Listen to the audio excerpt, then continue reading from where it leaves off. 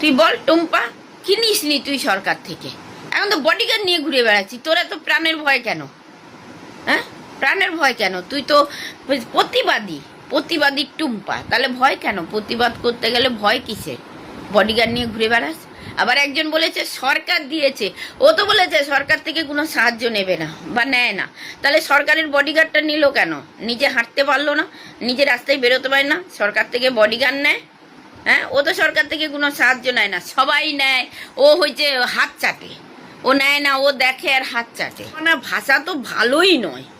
ওর নাকি মায়ের অনেক আছে। একজন কালকে ক্যামেরার সামনে এসে বললো ওর মায়ের যা আছে, ওর মায়ের যদি এত আছে, তার মেয়েকে রাস্তায় নামিয়েছে কেন?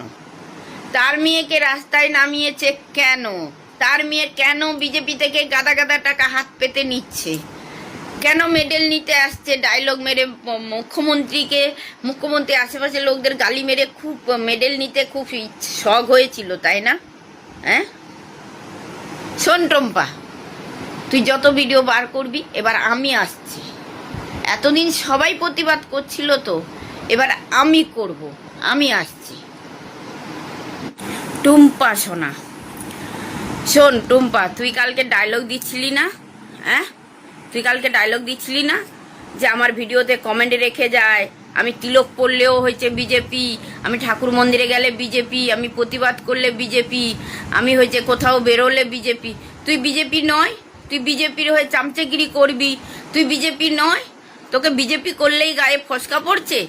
হ্যাঁ, তুই বিজেপির হয়ে চামচেগিরি করবি, বিজেপি থেকে টাকা নিবি, বিজেপি থেকে বডিগার্ড নিবি, বিজেপি থেকে হচ্ছে মেডেল নিবি, বড় বড় কাপ নিবি, প্রাইজ, এই লোককে গালি দেওয়ার জন্য। তোকে বিজেপি করলেই দোষ? হ্যাঁ, কিরে ফসকা পড়ছে গায়ে? বল। আজকে একটা মুখ্যমন্ত্রী, প্রাক্তন মুখ্যমন্ত্রীকে তুই তা করে গালিগালাজ করি সম্মান দিস না।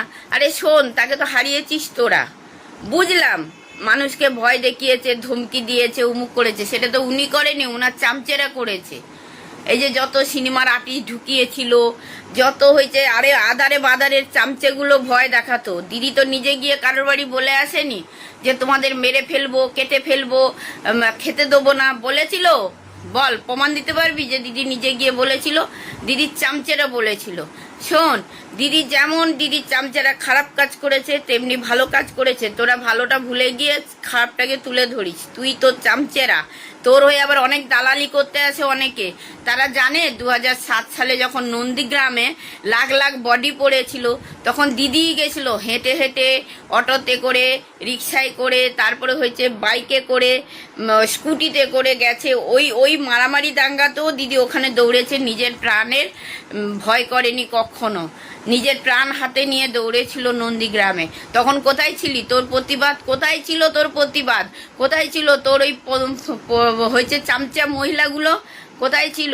যখন সিপিএম এর আমলে, তোর দাদাকে জিজ্ঞাসা করবি, তো জিজ্ঞাসা করবি মুখ্যমন্ত্রী শুভেন্দু অধিকারীকে, যে সিপিএম এর আমলে পূর্ব মেদিনীপুরে বডি কেমন পড়তো। 7 মাইল, 700 মাইল, খারোল, কৃষ্ণনগর, আমি জায়গাগুলো বলে দিচ্ছি, নাচিন্দা, কাঁথি, বেলদা, রামগড়, ইটাবেড়া, মাথাখালি, মুখবেড়া, কেমন বডি পড়ছিল জিজ্ঞাসা করবি তো। হেরিয়া, জুখিয়া, এইসব জায়গায় যেভাবে বডি পড়েছিল সিপিএম এর আমলে, জিজ্ঞাসা করবি তো দাদাকে, জিজ্ঞাসা কর যে কি ছিল সেই সিচুয়েশনগুলো।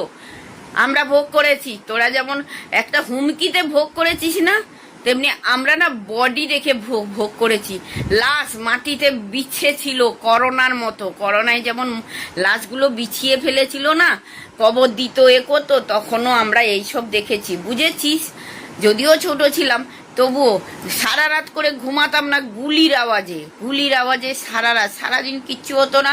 ঠিক সন্ধ্যে 6টা, 6:30 থেকে অন্ধকার হলেই শুরু হতো, আবার ভোর 5টায় থেমে যেত। জিজ্ঞেস কর শুভেন্দু অধিকারীকে, তোদের মুখ্যমন্ত্রীকে, নতুন মুখ্যমন্ত্রীকে জিজ্ঞাসা কর। শুধু দিদির খারাপটা দেখিস, তোরা ভালোটা ভুলে গেছিস। আজকে উনি হেরে গেছে বলে তোরা লাথি মারছিস, একটা গুরুজন মুখ্যমন্ত্রীকে লাথি মারছিস। জানি উনার পদ নেই মুখ্যমন্ত্রী, কিন্তু উনি তো একসময় মুখ্যমন্ত্রী ছিল 15 বছর। 15 বছর যদি তোদের জ্বালাচ্ছিল, তখন কি ঘুমাচ্ছিলি? 15 বছর ধরে যদি তোদের জ্বালাচ্ছিল তখন ঘুমাচ্ছিলি, 15 বছর পরে মনে পড়লো যে দিদি জ্বালাচ্ছে, দিদি লোকেরা জ্বালাচ্ছে, দিদি লোকেরা উল্টো পাল্টা করছে, দিদি লোকেরা ঘুষ নিচ্ছে, দিদি লোকেরা এই করছে, তোদের নেবে না? তোরা তো সবে 1 মাস এসে যা খেল দেখাচ্ছিস, তোরা 1 মাস এসে যা খেল দেখাচ্ছিস, বাকি 15 বছর তো জিন্দেগি শেষ। হ্যাঁ, কটা বডি পড়বে তার ঠিক নেই, কটা রেপ হবে তার কোনো ঠিক নেই। ঠিক আছে, এই যে বলা হয়েছে না মেয়েরা এখন স্বাধীন রাস্তাঘাটে ঘুরে বেড়াবে, ঘোর না। একটা কমপ্লেন দেখ, আমি যদি ফোনে বা কোনো টিভিতে দেখতে পাই একটা কমপ্লেন যে এই মেয়েটা রেপ হয়েছে বা এই মেয়েটা মার্ডার হয়েছে, দেখ। রাজনীতি মানেই তারা ভালো মন্দ নিয়ে আসবে, এটা রাজনীতি। আর আমরা হলাম কে তাদের চামচে, সাধারণ মানুষ। আমাদেরকে ভয় দেখাবে, ভালো করবে, সব কিছু। দিদি যেমন দিদি লোকেরা ভয় দেখিয়েছে, দিদি তো ভালোও করেছে। দিদি তো প্রত্যেক মহিলাকে, দিদি যখনই ডিক্লেয়ার করেছে যে 500 টাকা করে দেবো, সঙ্গে সঙ্গে ফর্ম বেরিয়ে গেছিল 500 টাকা করে দেবো। যখন বলেছে আরও 500 বাড়াবো, সঙ্গে সঙ্গে তার পরের দিন অ্যাকাউন্টে 500 ঢুকে গেছে। তারপরে যখন বললো যে আমরা এবার থেকে 1500 দেবো, আরও 500 বাড়াচ্ছি, সঙ্গে সঙ্গে তারপরের দিন থেকে 500 টাকা করে ঢুকে গেছে। আর তোর দাদা তো ডিসিশন নিতেই পারছে না, তো দিদি দাদা কেউ তো চট্টি চট্টারা ডিসিশন নিতে পারছে না। তুই আবার তৃণমূলের লোকদের কি চট্টি চাট্টা বলিস রে? চট্টি চাট্টা তো তোরা, যাদের পা চাটিস, হ্যাঁ, বড় বড় কথা বলিস। দেখেছিস দাঙ্গা দেখেছিস 2007 সালে নন্দীগ্রামে যেটা হয়েছিল? তো দাদাকে জিজ্ঞাসা করিস, তখন তো দিদির কাছে খাচ্ছিল। হ্যাঁ, জিজ্ঞাসা করিস তোদের নতুন মুখ্যমন্ত্রীকে, জিজ্ঞাসা করিস নন্দীগ্রামে কি অবস্থা হয়েছিল, সিপিএমের আমলে পূর্ব মেদিনীপুরে কি অবস্থা হয়েছিল, মাদাখালি, ইটাবেড়া, মুখবেড়া হয়েছে, সাতচমল। আমি তো জায়গাগুলো বলে দিচ্ছি, কৃষ্ণনগর, ঠাকুরনগর, নাচিন্দা, কাঁথি, এসব জায়গা কি হয়েছিল, বেলদা টেলদা কি অবস্থায় ছিল। জিজ্ঞাসা করিস তোদের মুখ্যমন্ত্রীকে। তোদের মুখ্যমন্ত্রী ভুলে যেতে পারে, আমরা আম জনতা ভুলতে পারি না ওই দিনগুলো, একদম ভুলতে পারি না। আমরাও লড়াই দেখেছি, আমরাও বডি দেখেছি, আমরাও মারামারি দেখেছি, বুঝেছিস? আমিও কিন্তু গ্রামের মেয়ে, আমি অনেক কিছু দেখেছি, তোর অনেক ভিডিও দেখি। তুই ক্যামেরার সামনে এসে ফটফট করে বসে বলিস আমাকে এই বললো সে। কেন বলবে না রে, কেন বলবে না? তুই কি নিসনি সরকার থেকে এই 1 মাসের মধ্যে? কি নিসনি তুই বল টুম্পা, কি নিসনি তুই সরকার থেকে? এখন তো বডিগার্ড নিয়ে ঘুরে বেড়াচ্ছি, তোরা তো প্রাণের ভয় কেন? হ্যাঁ, প্রাণের ভয় কেন? তুই তো প্রতিবাদী টুম্পা, তাহলে ভয় কেন? প্রতিবাদ করতে গেলে ভয় কিসে? বডিগার্ড নিয়ে ঘুরে বেড়াস। আবার একজন বলেছে সরকার দিয়েছে, ও তো বলেছে সরকার থেকে কোনো সাহায্য নেবে না বা নেয় না, তাহলে সরকারের বডিগার্ডটা নিল কেন? নিজে হাঁটতে পারলো না, নিজে রাস্তায় বেরোতে পারে না, সরকার থেকে বডিগার্ড নেয়?